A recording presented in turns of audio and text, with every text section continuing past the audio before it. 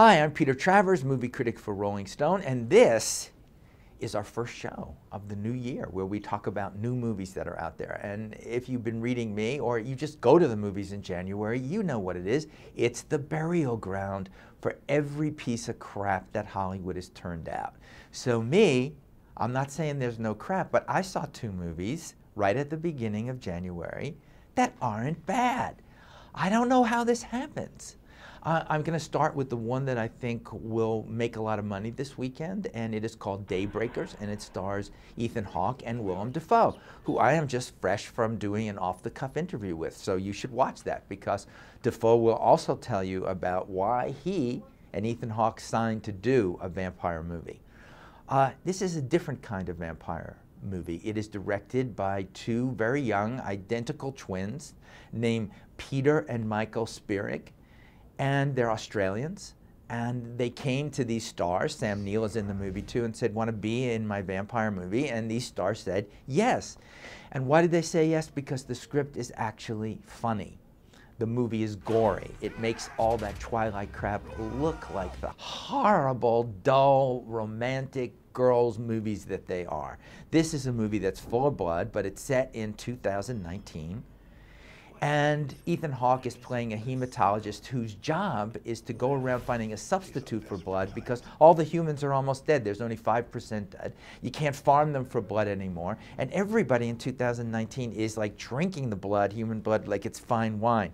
When you go to Starbucks, you get to have a couple of shots of blood, but now because of the shortage, you can only get 5% blood, and it makes the vampires crazy. The vampires all come out to work. They're all dressed in suits. They're all the same as we are. They're not even having fun being vampires. And the only war that happens is Ethan Hawke wants to find a way to get you back to being human.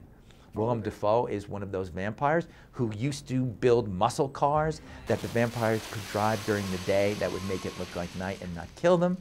And he's also into this idea, I'm going to kill the bad vampires and I am going to bring back humanity to this world because that's a better thing. Well, Dafoe will tell you about that on the off-the-cuff interview, but I'm here to tell you that this movie, yeah, it's bloody, balls out bloody. And I had a good time at it. It's a solid B movie with actors who are way overqualified for their parts, and that makes it fun. Ethan Hawke is walking around looking like some kind of strange hero who doesn't know where he is or why he's doing it, but it's a movie that understands humanity in January. Okay, what's the other one? The other one is a movie starring Michael Cera, who you all think you have seen. I mean, because some of you saw Year One. You've all seen Juno. You know what Michael Cera does. And yet, and I know a lot of you hate him. I happen to like the guy. I think he's really good. And in this movie, which is called Youth in Revolt, based on a series of novels by C.D. Payne, it's a kid who doesn't want to be a virgin anymore. In the books, he's 14, he's changed to 16, and oddly, Michael Cera's 21, but he can play 16 and you believe it.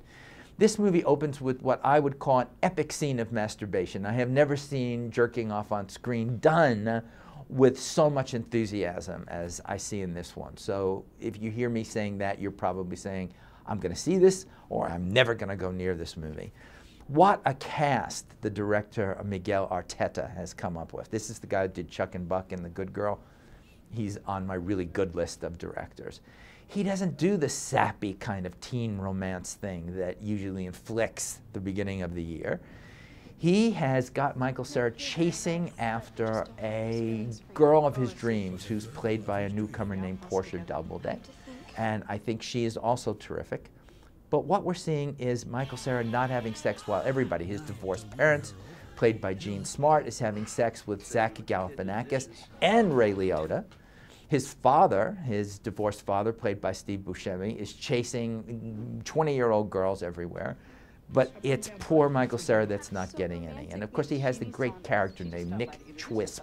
It's so wimpy, so he has to invent an alter ego, and that alter ego of Francois comes out of the entire Francois Truffaut, the whole Jean-Luc Godard era of French films, where he could be tough and sexy and wonderful. And he wears this little pencil mustache and does a variation on the Michael Cera personality. Look, I'm not going to say anymore.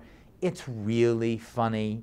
It's satisfying to see a movie this much fun, this witty, this well-structured so early in the year. Don't get your expectations that high. It's not going to change the world, but I've just mentioned 2 January movies that are good.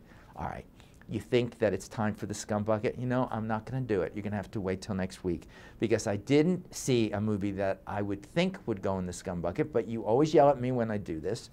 So I am going to give myself a Peter gets out of jail card. I'm going to give myself to this 5 times in this upcoming year. That means I've seen the trailer and nothing could drag me to see this piece of crap. Nothing can do it. And that movie is called Leap Year, and it stars Amy Adams as a girl who can't get her doctor boyfriend, Adam Scott, to propose to her, so must go to Dublin, where once every leap year, you, the girl, can propose to the guy. Didn't Hilary Swank make a piece of garbage like this just a year ago called P.S. I Love You with Gerard Butler? I think so. I am not going to this movie. I am never going to see Leap Year. I'm not going to come back and say it belongs in the Scum Bucket because Peter gets out of jail and does not see Leap Year. Happy 2010.